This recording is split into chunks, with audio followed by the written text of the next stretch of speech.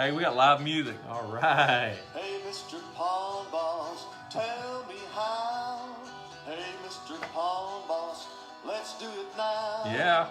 Hey, Mr. Pond Boss, you're the one that Kind of catchy little tune in it, That's Mac. great. so That's great. much fun. Well, I woke up this morning and I had... Hey, Bob Lusk, the Pond Boss. You're not going to believe who I'm hanging out with today? Well, maybe you will. Mac McCune, the guy that started Lake Management Services in Houston, Texas. Yep, we're down here in Astros country. Mac, welcome to this Facebook Live broadcast. How in the world are you, man? Great. Thanks for having me. It's a pleasure to see you after a long time and get caught up. Yeah. Yeah. You know, you and I, you started ahead of me. I got out of school in late 1979, early 1980. Started in near Wichita Falls in January '80, but you already had a shingle out, didn't you? Oh yes. Well, I was testing the waters, so to speak, in '78, and 1980 filed a I need to turn that off. filed a DBA, thinking I could make a living at it, not knowing what I was doing. Yep. And here you are. 84 incorporated, and been doing it ever since. That's right. 38 years. Oh my gosh, Yeah, that's a yeah. huge amount of time. Hey, looks like Michael Gray's checking in from Nashville, Tennessee. Hey, Michael. Ian Riddles, Kevin Briggs. Hey, Kevin. Jason Nepstad, Victor Moberg. Victor, good to see you on here. Now these guys know what to do, because most of these guys see every one of these broadcasts. I don't know what's wrong with these guys, but they seem to tune in. They like it.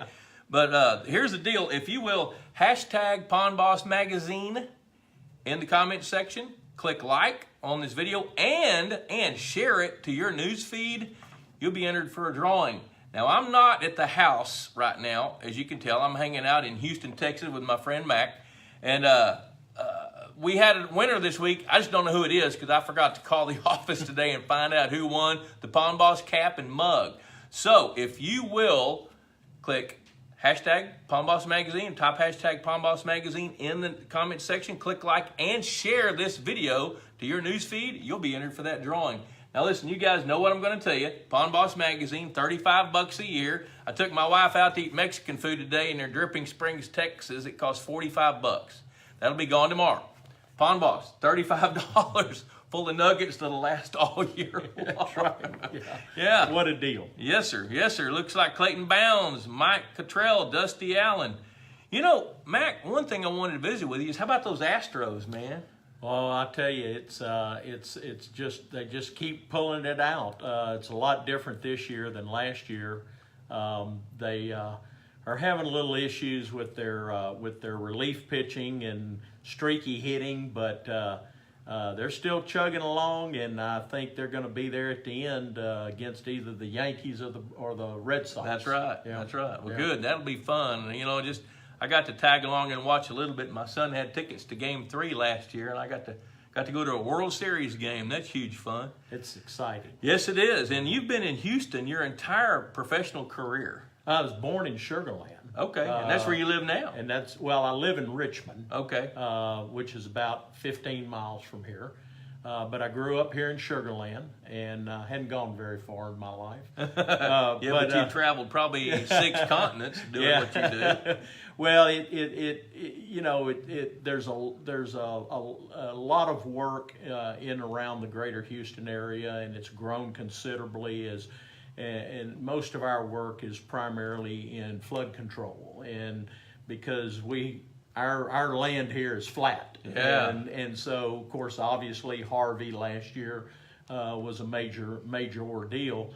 But most of your developers here have to build detention lakes and ponds. And of course, being in the urban sector, they want them pretty. They want fishing, they want fountains, they want good water quality, the whole 9 yards. So, it's worked out well being in the right place at the right time. Heck yeah. Yeah. Well, you mentioned Harvey and flood control.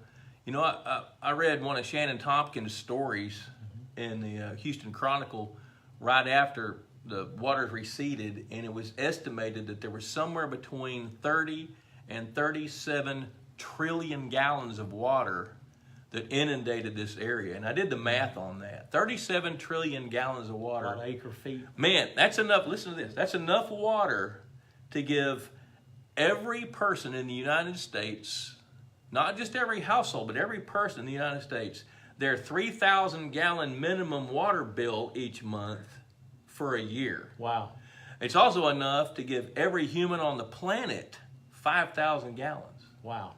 That's a huge amount of water. It was huge. Yeah, I mean, and we were right in the middle of it. We had all 3 of our airboats running rescues, me and 2 of my guys. And, you know, just like I said, been here my whole life and never seen something like that. That was a 1 in 1,000 odds, 1,000 year flood. Okay, Yeah. so now all this water piles up and then it eventually goes away finally. Mm-hmm. What's left behind? I mean, what did you find?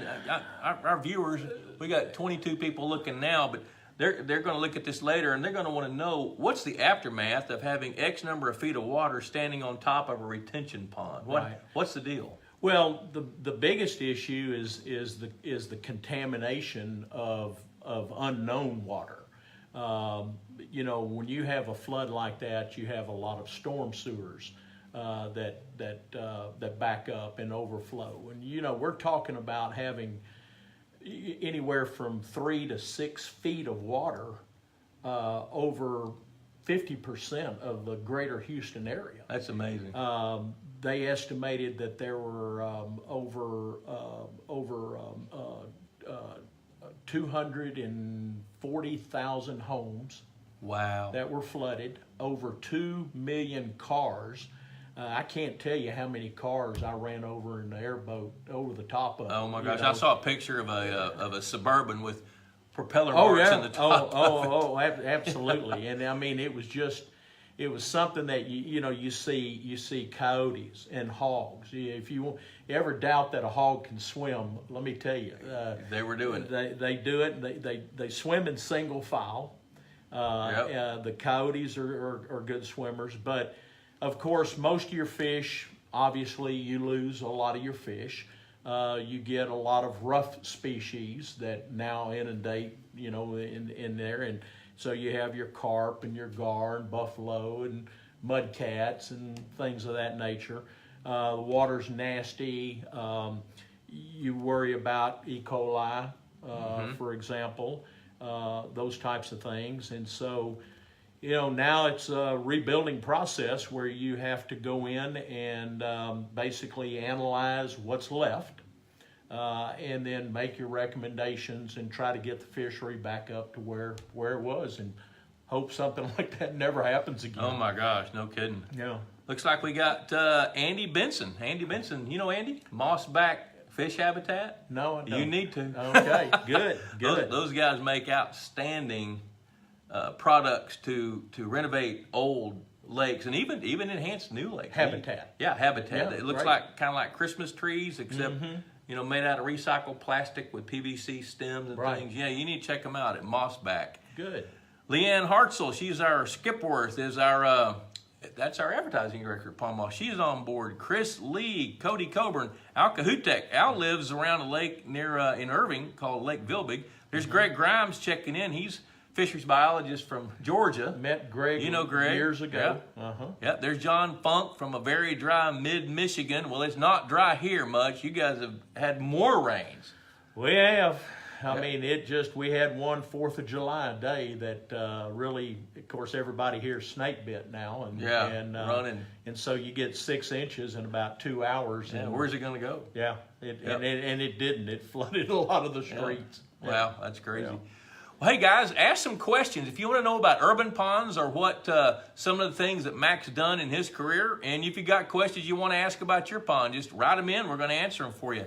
Let's track back. Let's go back.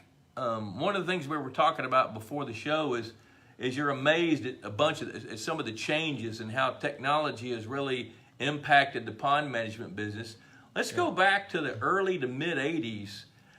And, guys like us, there was no pond management industry. No, there wasn't. We were just trying to scratch out a living doing something we were passionate about and that we liked. Right. So go back to those days, 80, 81, 82, 80, 79, 70, through there. What do you remember? Well, every day less and less. but you know, it was a situation where I felt at the time that as a fisheries biologist, you know, I had something to offer, but people didn't realize it. They thought, well, I've got a body of water, I've got a hole in the ground, fill it up with water, and I've got a pond, and I'll have this pond for the rest of my life. And then things start going haywire, and Mother Nature says, no, I don't like the way you're doing things, and we're going to do it this way. And so there was a lot of selling back then of the services that we could provide, but you had to sell those services and make people understand why it was important to control aquatic vegetation, control your runoff, improve your habitat. You know, all of these things that they didn't realize they needed until you give them the definition of the eutrophic process, which then scares everybody because when you tell them that, you know, the eutrophic process is basically the natural aging process of a body of water leading to its eventual extinction as a swamp. Yeah. And that filling in process might take 100 years in Farmer Joe's pasture, but it might only take 10 or 20 years in the urban sector because of sedimentation, inorganic, organic loading, and that kind of thing. So explaining to these people why managing a body of water is important for the long term really opened their eyes, and they would start seeing issues. All of a sudden they couldn't see water because of the algae. And now it's like, oh my gosh, what do we do? You know, grab the kids and the pets. Something's wrong. And then you go in there and you take care of that problem, and then you explain to them, hey, you can be proactive by looking at what causes these issues as opposed to just reacting to these issues when they happen. That's exactly right. You know, one of the things I remember is the state of Texas stopped giving away free fish from their hatcheries in 1980. Well, before that, people could stock a pond. They could, bulldozer guy goes and punches a hole in the ground. It rains. They put a few fish in it for free. And 3 or 4 years later, they got a good fishing pond that lasts maybe 4 or 5 years, and then it deteriorates. Then they could just go to the feed store, buy some rotenone, take those fish out, and do it again. But when people started having to pay for fish, that's when they really started thinking, what can we do to take care of them? And basically, we get that same issue all the time, is that when you develop a good fishery, if it's not a secured fishery and word gets out, then you have a lot of uninvited guests, so to speak, and you have a lot more harvesting that takes place. That's right. And the rules of catch and release don't always apply to everyone. That's right. And so the fishing goes downhill. We can always tell in the summer when fishing is bad because the kids don't have the interest, and so they stay at home and bug the mother. And so we'll get a phone call from the mom saying, hey, can you get the fishing better so my kid stays out of the house? So their video games in your neighborhood's out there on the shoreline of that pond. That's right. I love that. Yeah. Let's see. Christopher Aguilar, let the good times roll. I think that's what he says here in French. Can you speak French? No. I can't either. Sorry. Daniel McWhirter, Jacob West checking in from Denison, Texas. And Daniel, hey man, James Sewell from Rockwall. Let's see, James Sewell is asking a question. He says, what kind of sludge control would you use, if any? Well, sludge control, I'm assuming, meaning sediment that's in existing sediment that's in the bottom of your pond. Okay, let's go from that angle. If you have existing sediment, the first thing that I would do is identify the source or sources and try to fix that. So don't let the sludge come in the first place. I mean, so in your mind, what is sludge? Define sludge. Just basically muck that when it rains, runs off the watershed that doesn't have good ground cover. It might be sediment from marginal erosion that takes place. So it could be dirt. Dirt, and it all basically piles up. Could be grass clippings. Could be grass clippings. Could be if you have a lot of aquatic vegetation and you go in there and kill it, that stuff sinks to the bottom and adds to that so-called muck. Yep. And then the over time, the buildup of that muck starts causing other issues in itself as well. So the best thing is to look at your surroundings, try to figure out how do I minimize the amount coming in. If you're already in a situation where you have, a 2 or 3 feet of muck in the bottom, you may have to consider draining the lake and getting in and getting it out. One thing Mike Otto taught me a long time ago, he says, Bob, when you're having somebody talk to you about building a pond, how deep do you tell them to build it? It depends on where we are. If we're over in East Texas or Western Louisiana where it rains 65 inches a year, it doesn't have to be so deep. Right. He said, but don't you think where it rains more, it needs to be a little deeper so you can accommodate the silt and stuff? Yeah, you do. Yeah.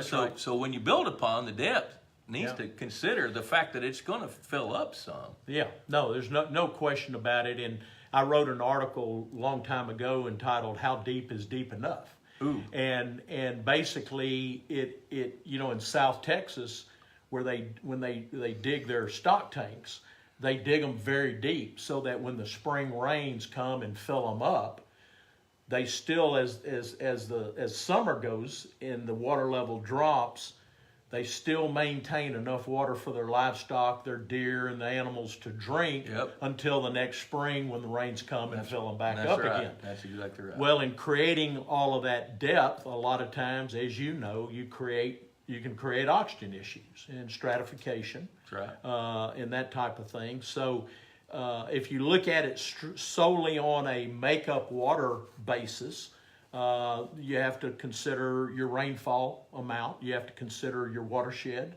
And then, of course, any type of aeration issues that you might have or need. There you go. Straight here. Straight answers, folks. Kevin Briggs. Let's see. Robin Adams says, hello. She joined in. She's our bookkeeper. At Pond Boss. She's important. She's real important. I'm glad she's checking up on the boss. Kevin Briggs says, I've been culling bass under 14 inches. Should you throw the ones back that are simply too small to eat, like 6 to 8 inches long?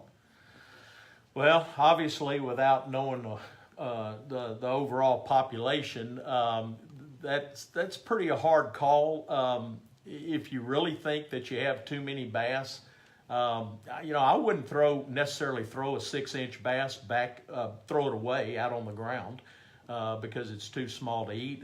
If I did that, I'd bury it in a flower bed for fertilizer. So the cats can dig it up. So the cats can dig it up. Yeah, no. But you have to, in my opinion, you have to keep good records on what catch records, on what you catch. That can be, they call it creel data. And that can be valuable information to somebody like Bob or myself or somebody that you might talk to in what is it that you catch. You don't always automatically harvest under 14-inch bass. You have to remember that the bluegill population, which is the basis of the food for the bass, in order for a bass to grow, I'll try to say this as simple as I can. As a bass grows, his food requirements change. That's right. And so you cannot expect a 3-pound bass to survive off a 1-inch bluegill. That 3-pound bass needs a bigger bluegill. If he has to catch 5 or 10 little ones, he's expended a lot more energy, and now it's not enough for him to get him over into that next size class. That's right. So the focus really needs to be on the forage population. Mm-hmm. And if you start getting to where the carrying capacity is being reached and you've got too many pounds of bass, then you need to start taking some out. But it also all depends a lot on what your goals are. Yes. Are you trying to produce the next state record bass? Yep. Or do you want just, good fishing, solid fishing, walk down and catch a 3-pound bass whenever you want to. Bingo. I hate to try, it sounds like I'm circumventing the question. I'm gonna come from a little different angle. When you're catching some 6 to 8 inch bass, odds are better that you've gotten to the point you've culled enough of those 12 to 14 inch bass that those 6 to 8s can actually survive. Yeah. So they're going to grow up in that slot whether you take them out or not. But in the meantime, a 6 inch bass is a pretty good little nugget for a 15 inch or even a 12 inch bass to eat. That's right. That's right. So That's right. my tendency is going to be to throw the 6 inchers back. Yes. And yes. if they can grow fast enough to make it, then you got a hero that's going to make it to the varsity before long. Yeah, that's right. There you go. Jason Nipstad, he says, our biggest issues have been developers not containing runoff and the EPA or the city not enforcing it. They will fine them at some point, but the fines are cheaper than fixing the issue. Now we have an interstate being built nearby that muddies our lake every time it rains. Yeah. If I remember, Jason, I think you're in North Carolina. So you run into that issue here? Yes, unfortunately, it's a lot of that is the same here as it is in North Carolina. You're dealing with government agencies that pretty much have carte blanche on what they want to do, when they want to do it. Here in Texas, we have TCEQ that has runoff standards in construction sites, and if they're building a highway, they've got to contain a certain amount of sediment and with different methods and so forth and so on. If that gets downstream and gets into your pond and muddies it up, yes, you can file a complaint, but don't wait around for them to come fix it. Yeah. Probably not going to happen. So if you're a conscientious landowner, maybe you should figure out ways you can set some silt fences or something. Silt fences, some type of barrier, flock logs, something of that nature. Identify. A lot depends on, obviously, on where the water enters your pond, how big of an area that covers. If it's just a small trickle or a small stream, it makes it easier to do something like that. Yeah, there was a guy in Northeast Texas, this just dawned on me, probably 15 years ago, where they were building a bypass and had the same situation. He bought half a tractor trailer load of square bales of hay, and he stacked that hay up so when that water ran off from that construction site, it backed the water back up on the construction site. Right. That got their attention. That's right. Yeah. That's right. Hey, Jim Liner's checking in from Montgomery, Alabama. Jim is the fisheries biologist for Ray Scott's old place for the new owner. So Jim Liner's listening to us. John Funk says, how worried should you be or not about all the stuff we get in our small half-acre ponds, such as cottonwood, pollen, and so on, that make this oily slime on the surface? Is that a problem or not? More than likely, it could be a combination of pollen and planktonic algae. But I would think that depending on, do you need to go in and intentionally flush your pond and flush it out? He sent me a picture of that, and it was, you can see this oily sheen along with the cottonwood cotton floating on top of the water on that. Yeah, that oily sheen, we see that from time to time. Not sure exactly what it is, but it tends to dissipate. But it's organic. It's organic. It's not coming it's out not of oil. It's not coming out of a crankcase of a tractor or something. Right. Yep. Exactly. Yeah. But I mean, I wouldn't be too concerned unless it penetrates, goes through the entire water column. If it's just surface. If it's a small pond and you have the ability to run water into it and intentionally overflow, you might be able to flush it. And you know what? Aeration can help take it through its life cycle and break it down as faster. well. Yep, looks like Liz Adams is on. Hey, Liz, that's one of my wife's lifelong friends from Duncanville, Texas. Duncanville, Texas. Yes, sir. I know where that is. And Wanda J. Duff Pullman, she comes on pretty often. Tim Phillips, Tom Davis, John Wall with us from North Carolina. Great show. Thanks. Timothy Phillips. How hot can your water get before it causes problems for largemouth bass? Oh, wow. Let me tackle that one first. Well, I mean, it depends on where you are, obviously. And depends on whether they have a place to retreat. Now, define that? What's a place to retreat? Well, cooler water that still has Listen to that. That still has oxygen. You know, and so, you know, you in the summer here in Texas, as you know, we get pretty hot. Heck yeah. And you start getting water temps up and approaching 90, 85 to 90 degrees. You know, at night it doesn't cool off that much before that sun's blaring the next day, and so that can stress bass, and especially bigger bass, larger bass. Bingo. And so you want to have some place where they can find some cooler, and it doesn't have to be mud. You know, it doesn't have to be in the 70s. The difference between 87 and 83 is life-saving. It's huge. It's a huge difference. That's right. But making sure that cooler water isn't so deep that you don't have any oxygen down there for them to breathe. You know, we did a study on a lake near Athens, Texas, where we radio tagged 40 bass from 2 pounds up to 7 pounds, and we tracked their movements. This time of year in that 125-acre lake, those bass will go sit in the thermocline, right, where we can measure oxygen at 3 parts per million. Wow. So they would rather have that, where at the surface of that lake, it's 91, 92 degrees. You know, a foot under, it's 88 degrees. Right. In the thermocline, it's about 82 or 83. And it's just enough oxygen that they don't die. Yeah. And they get in that 1 foot thick layer of thermocline. Right. They're probably pretty inactive. Yes. Oh yeah. They in the morning they would move and feed, then they'd come right back and sit in the thermocline all day long. Yeah. It was really crazy. Now here's another thing that we've learned. Got a 10-acre lake under intensive management northwest of Fort Worth, Texas. And I've talked about this on this show. Well, this landowner, as he was going through the hoops and the processes to build the lake, connected with a company to install aeration, which we didn't do it. I would have told him something a little different. But he thought, well, if this system's enough, another one's even better. So he put 2 aeration systems in there. So as he was running those about 3 years ago, we'd stocked a bunch of feed-trained largemouth bass in there. And the second year, we started seeing the biggest of the biggest in the summer die. And they would die 1 a day, 2 a day. And this is a lake that's pretty crowded. And I was worried that the water chemistry was going to be a problem. But we check it once a week. So I had his guy, he bought a YSI oxygen meter. Wow. And I had him check oxygen from the bottom in 1 foot increments all the way to the top, and the temperature.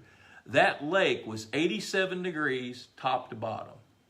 Wow. So what we did was we took the risk of the water quality and had them just turn off one of the systems. Still lost a few fish. Then I had them take the one system that was left and turn it off from 9 in the morning to 9 at night, and then turn it back on a timer from 9 at night till 9 in the morning, and the temperature dropped back down to 80 degrees and the fish quit dying. Good. Perfect. So I think part of the answer to that is 84, 85 degrees and warmer. That's when it's really stressful on largemouth bass. Yes. Mitchell Morton's checking in. Mitchell has been with Johnny Foster. Oh, yeah. The Foster Lake Management forever. And he's watching us, listening to us. Good. Jeff Miller says, if you don't have electricity, what's the best choice for aeration? Solar, as I guess, is for whatever that's worth. I think the solar aeration market is new. Is probably very limited on the capabilities in producing enough oxygen. You know, I don't really know a lot about it simply because we're fortunate enough to have electricity. Yeah, you work all around Houston. You're right. Well, and you know, we do some rural work, not a lot. Unfortunately, we've gravitated to where the money is, to be blunt. It's business, you know. The rural sector is the fun part. Yep. Dealing with homeowners is not. Yep. But you know, and it depends a lot on what type of aeration you're looking at. If you're looking at surface spray, surface agitation, people refer to those as fountains. Or if you're looking for, you know, subsurface compressed air with a compressor on shore, you have a much better chance of doing that with solar than you do with deal. But you know, you have to, you can't just go out and go on the internet and buy something. Yes. You know, you have to know how much oxygen you need, Yes. and that can vary. As you know, plotting oxygen on a 24-hour basis, a lot of times you're going to get a bell-shaped curve where it peaks at 3 in the afternoon, bottoms out at 3 in the morning.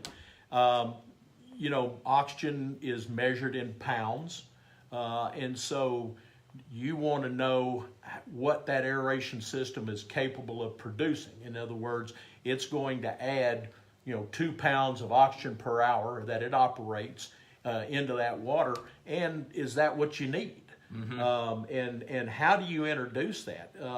You have to remember that compressed air goes from a compressor down to diffusers that sit on the bottom, like air stones in an aquarium. And so as those bubbles rise, it turns the water column over, and you do get oxygen that diffuses, into the water column from the bubbles as well.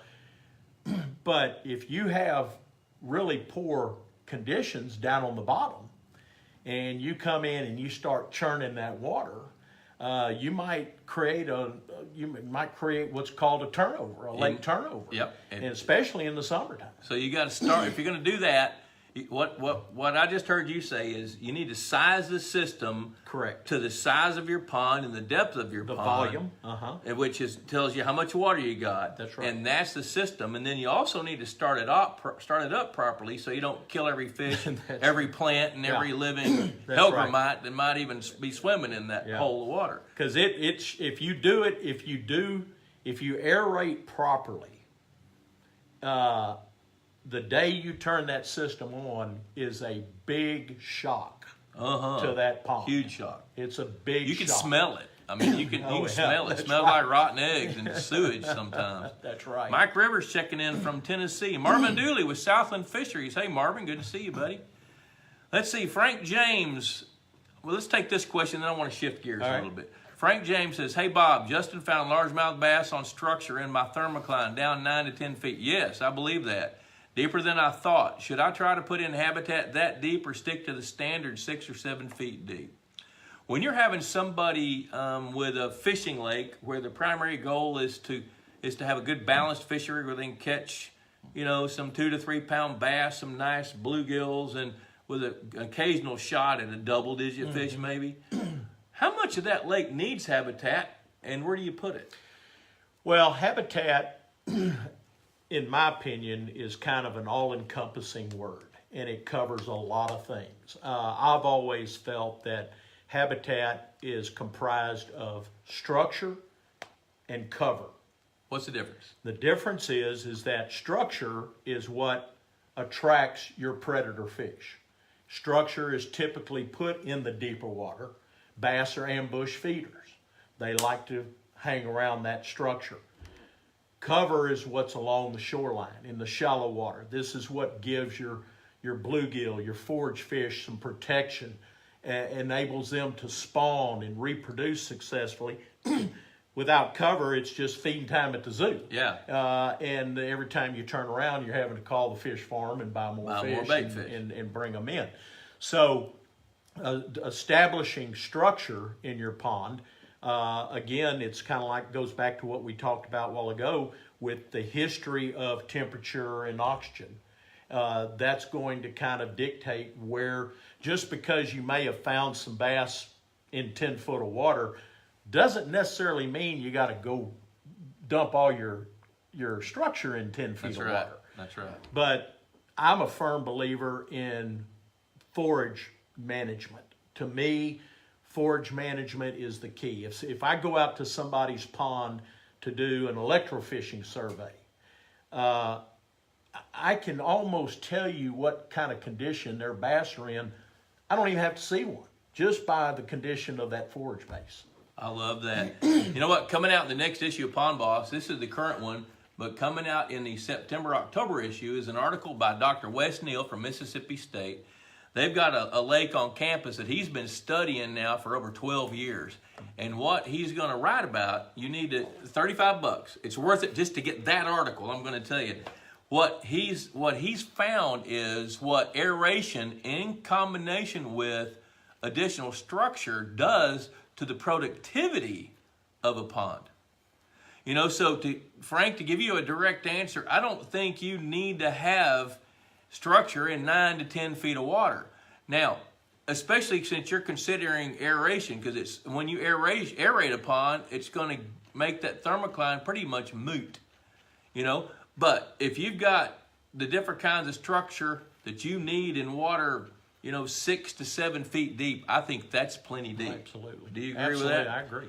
Let's shift gears. Let's go back. Let's go back in time, because I can remember, you know, back in the mid-late 80s, as the baby boomers started circling back and buying property out in the country, you know, buying up the small family farms and turning them into recreational properties to hunt and fish. I mean, you're in a prime area for that, because within 60 miles of Houston, there's probably 25,000, you know, landowners that live in the city that have property in the country. Correct.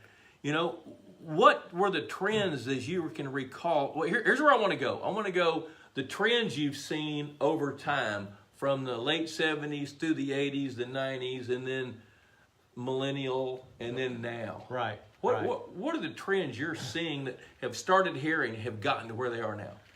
Oh, wow. Well, you know, back in the late 70s and 80s, you know, private water wasn't looked upon like it is now. It was a lot of the rural water was the primary purpose of rural water. A lot of them was for livestock watering, and so you know, the fishing was great to have.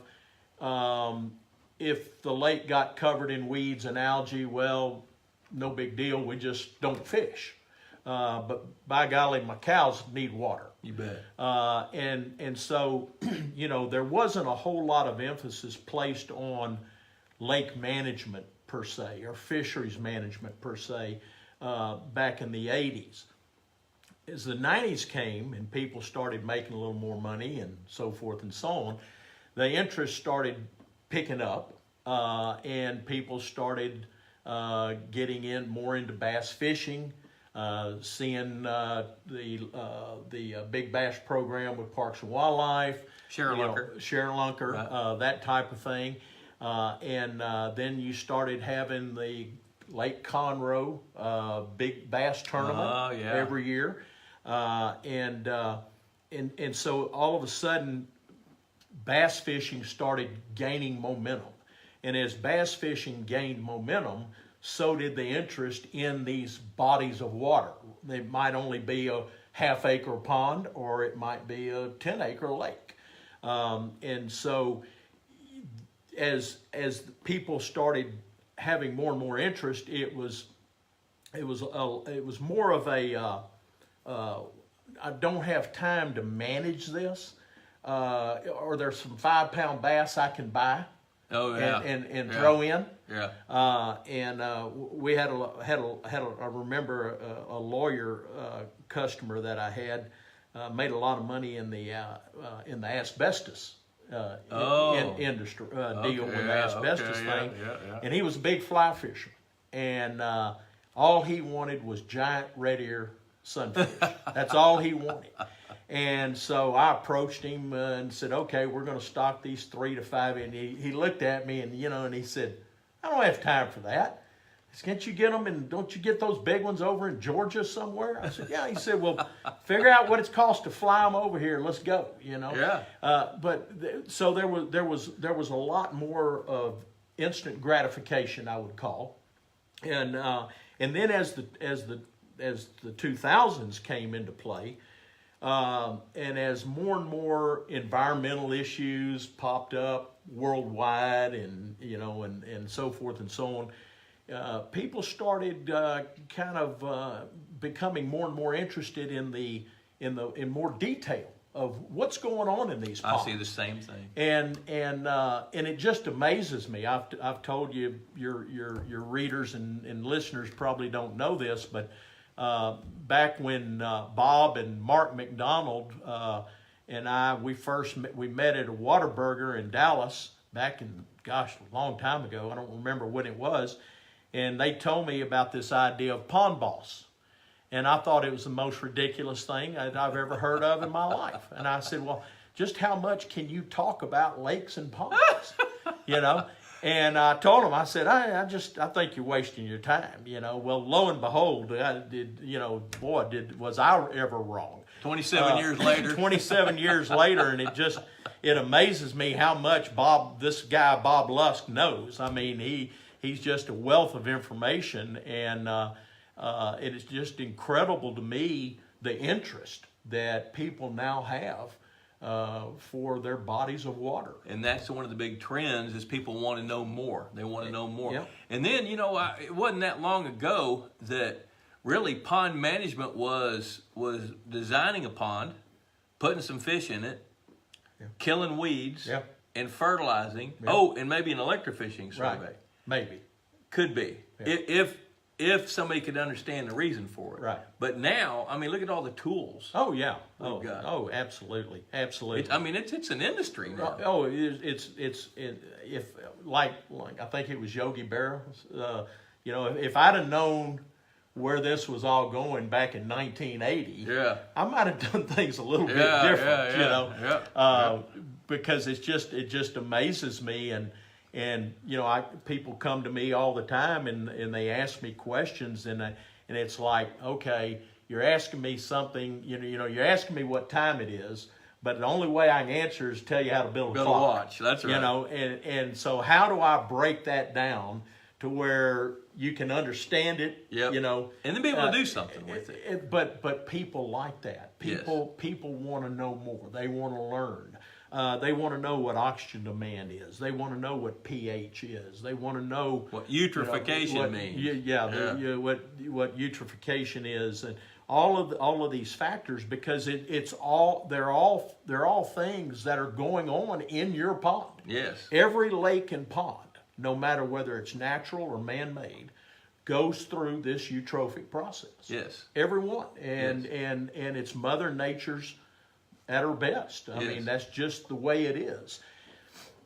Mike Otto, one of the premier lake builders in the country, he, I don't know, probably a year or so ago, I got a call from a guy who had a problem with the pipe in his lake.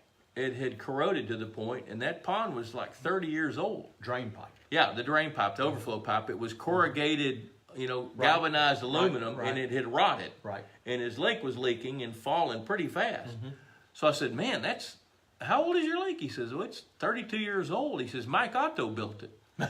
So I called Mike. I said, dude, you've lived long enough to see a lake die. That's right. And so Mike got to go over there and figure out what the guy needed to do and what his options were, So you and I have been around long enough to see a bunch of these ponds come and go. And I can't tell you how many times I'll tell somebody when they want to go and renovate a lake that they remember when they were kids was a great fishing lake, just push the dam into it, go downstream and build another one. Yeah.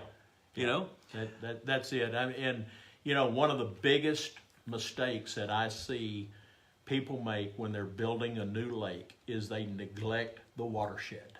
Bingo. And you have got to. I know it costs money to get cover established in that watershed, but you will add hundreds of tens. 50 years. That's right. To the life of that lake. Let me drive that point home. Today I got a call from one of our regular clients, and he's got a lake that he probably spends $2,500 a year with. It's just on chemicals to kill the plants. As we were talking, he said, when I built that lake, I cheaped out because I left it at 3.5 to 6 feet deep, because we didn't really want it for a fishing lake. We wanted it for jet skis. He said, but now in the last 10 years, I have spent over $20,000 on chemicals that I could have spent in the beginning on bulldozer work to do it right in the first place. I just didn't know. Yeah. Hey, we got Eli Bridges. Look at there, Kelly Duffy's listening. Oh, my Lord. Our good buddy Kelly Duffy. Oh, boy. Hope he doesn't write anything. Hey, I love talking to Kelly, man. He is our go-to guy about all things aquatic plants and chemicals. Kelly is one of the field's leading experts on aquatic plants and how to deal with them, whether to let them live, whether to manage them or whatever. Let's go back and talk about lake management services. I want to tell you something. This guy here is a charter advertiser in Pond Boss. He might not have thought it was going to last, but he has had an ad in every issue of Pond Boss magazine since that bugger was birthed back in July of 1992. I think I still have the original paper first copy. Hey, if you don't, I'll send you one because I got a stack of them about that All right. at the office. That's great. Tell us about lake management services and what you guys do, and just your elevator spiel, your core business. What makes lake management services tick? Well, it's primarily we consult during the design and construction phase on private lakes and ponds. We work with the owner to based on their goals, accomplishing their goals, and as far as the depth of the lake, the slopes, contours, the whole 9 yards, and then we basically manage the lake once it's built. And during that management process, we do things like water quality testing, aquatic vegetation control. We install aeration, maintain repair.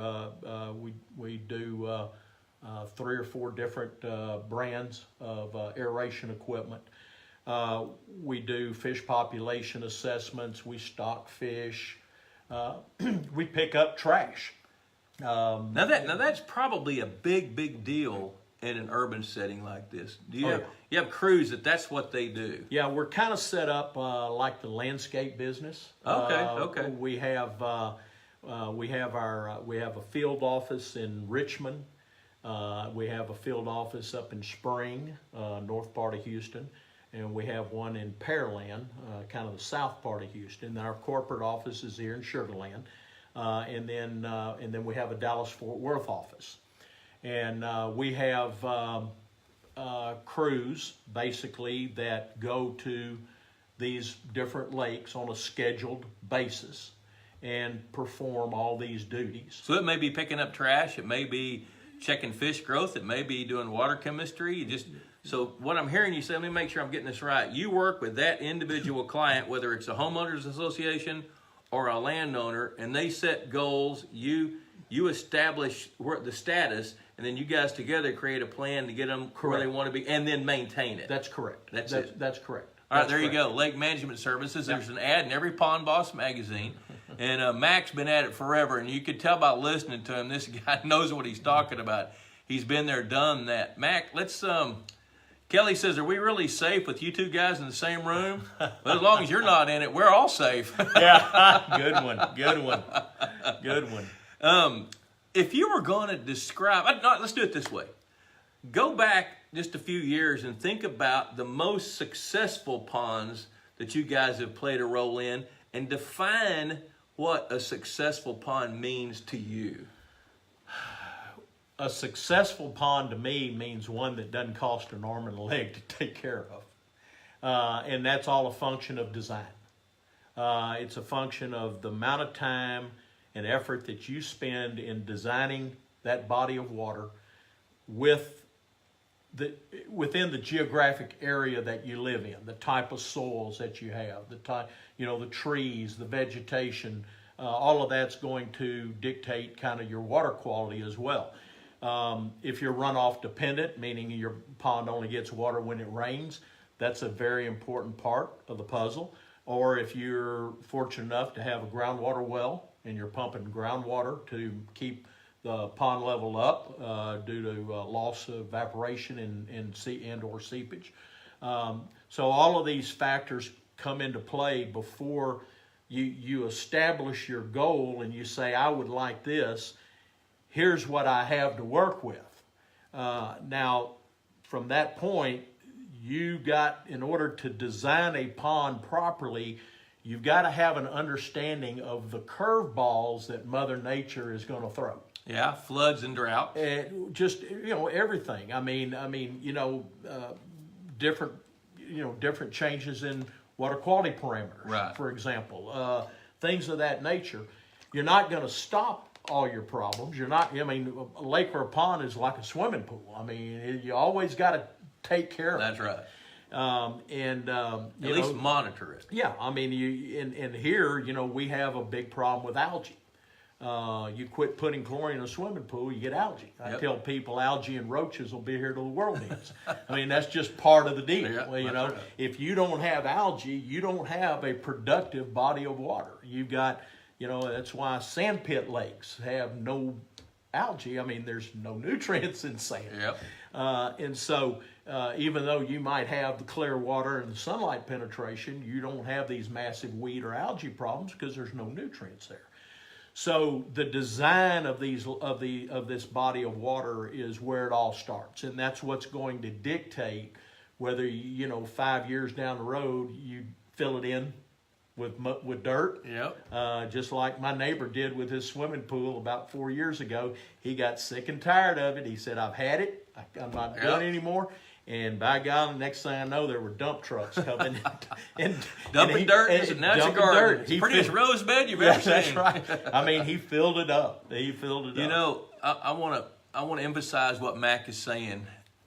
Planning is huge. Yes. Do your due diligence. If you're getting ready to build a pond, and I'm going to add a tip: don't cut corners. Yeah. Because if you do, you're going to pay for it later. Remember, Mr. Goodwrench, pay me now or pay me later. That's the point. Yeah. I was talking to a guy a couple of weeks ago, and he invited me out to his place, and he says, "I think I have a site for about a 6-acre lake." So I went out there and looked at it, and he does. A pretty nice site up along the Red River, not far from where I live. And I took a transit, so we started shooting a few elevations just to get a rough idea. And I measured how far the dam would be, and he said, "What do you think that would cost?" I said, just without knowing what's under the ground, because you got to do the core trenching things, I'm going to guess it's probably going to be $50,000 to build that dam. Mm-hmm. He said, $50,000? You're kidding me. Yeah. And I said, "Well, how much do you pay for that boat behind your truck?" Yeah. And he said, he said, I paid $30,000 for that boat when I bought it new 5 years ago. So I said, if you go buy a boat now that's all tricked out, you're going to spend $70,000, and you're not going to pull it with that truck. Easy. So I don't want to hear about $50,000. Yeah. You're gonna spend $120,000 on a truck and a boat that loses half its value when you pull it off the lot. Yep. So the point there is plan it out, design it right, create your game plan and execute the game plan, and don't cut corners. But you do have to be ready to shift with Mother Nature, because you don't know what's going to happen underground. That's right. And you don't know what's going to happen 5 years down the road. Correct. That's right. No, and the other aspect of that planning phase is, I mean, obviously, not everyone has a wide open budget. Okay, I understand that. But maybe instead of that 6-acre lake, maybe you have a 4-acre lake. Mm-hmm.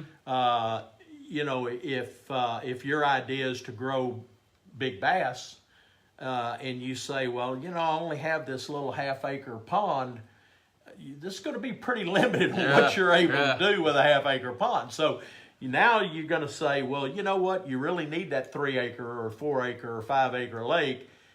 Now that's going to cost X amount.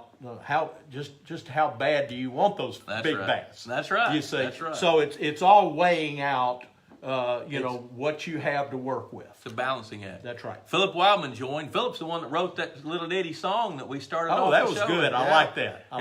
Dennis Backshees, my grandchildren's daddy's checking in. Matt Bronikowski asks, "I have 6 to 8 inch diameter pines growing on the dam. Do I cut them down as soon as possible? Will that be a problem later when the roots rot?"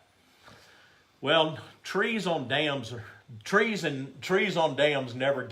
a good combination. Right. A lot depends on how the dam was built, of course, but it's not gonna get better over time.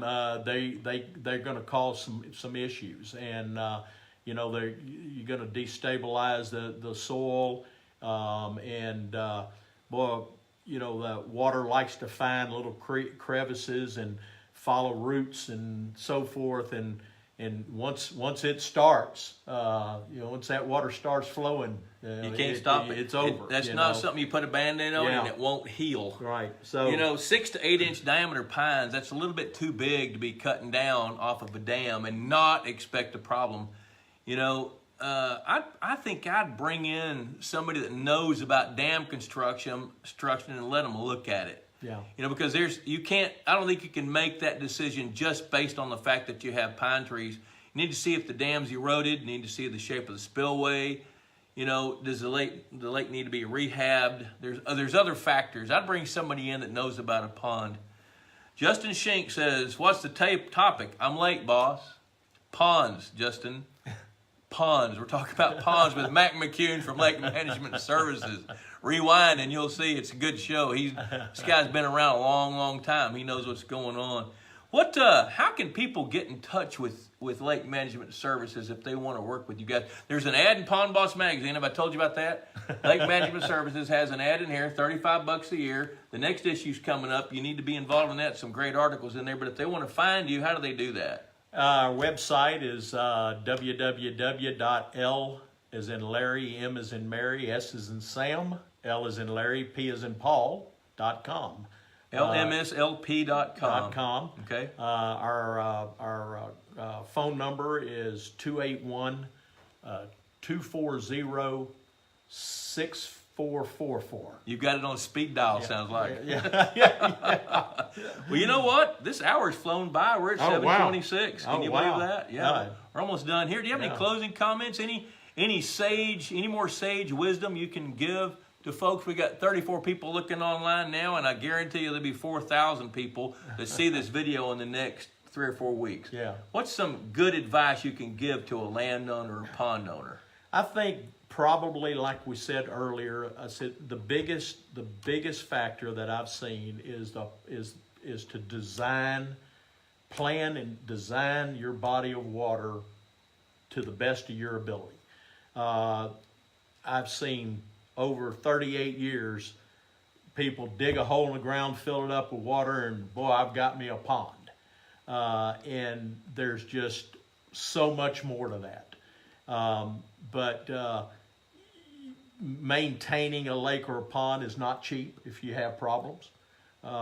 If you have dam issues, that's not cheap. If you have muck issues, that's not cheap. Aquatic vegetation control, that's not cheap. And all that can be prevented in planning. That's right. And you're not going to prevent everything, but at least you're going to minimize it to the point to where you can enjoy what you've built. Yeah. And you want to look back 5 years from now and say, I'm so glad I did it that way. Yeah. You don't want to be sitting out on the dock with your cold beverage saying, God, I wish I'd have done this different. Yeah. Mac, right. Man, this has been a great pleasure I having you on here. You guys get in touch with Mac. Subscribe to Pond Boss, Lake Management Services. He doesn't do their social media, but the other folks do. So thanks for checking in with us. We really appreciate it. Subscribe to Pond Boss. Share this video to your timeline if you don't mind, because that brings a new audience and more people, and we're all about sharing. We know you are. And I want to thank you for joining us tonight. I want to say one last thing. Subscribe to Pond Boss. The information that you get in Pond Boss magazine would cost you a fortune in the consulting world. Bingo. Hey, thanks a lot, Mac. This was great fun. Enjoyed it. All right. We'll see you guys next week. Matt Rail with American Lake and Pond Management will be our guest. We're going to be talking about aeration stuff. So until then, adios.